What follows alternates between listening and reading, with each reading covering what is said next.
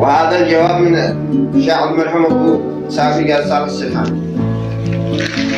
قال مرحبا يملي الغولين حيدر وادي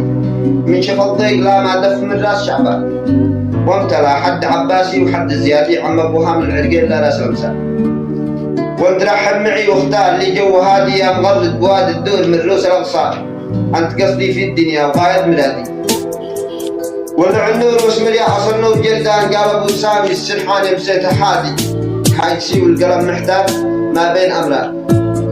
والسهر طال في عيني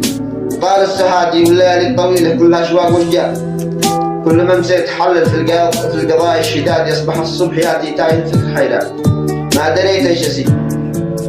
يا صبر غادي بغادي صبر بغداد والبصرة على حرب إيران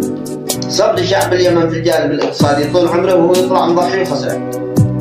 كم يعاني من الغربة وظلم العادي كم يقاسي في الدنيا من الآلام وأحزان كم شكا الظلم في عهد الظلام المبادي كم يغرر به التهديد من راس عيبان كم ضمي كم عدي كم طال فيه فسادي كم فرط كم تحاصل كم تعطل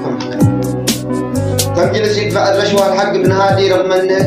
انه يبيت الليل بردان عريان طايعا لم ولم يقص اي امر بيده عندما جاءت الامران في حرب عمران نفذ الامر في نفسه بنفسه تفادي وانتحر وامتثل للحرب ظلما وعدوان للاسف كم حدا يشكي كم حد ينادي وإيش باين فعل المغنى معانا الصورة والخلافات دي حسبت لي يا عبادي لا تبسط مالك شيء على عهد ويمان لا تقول له ولو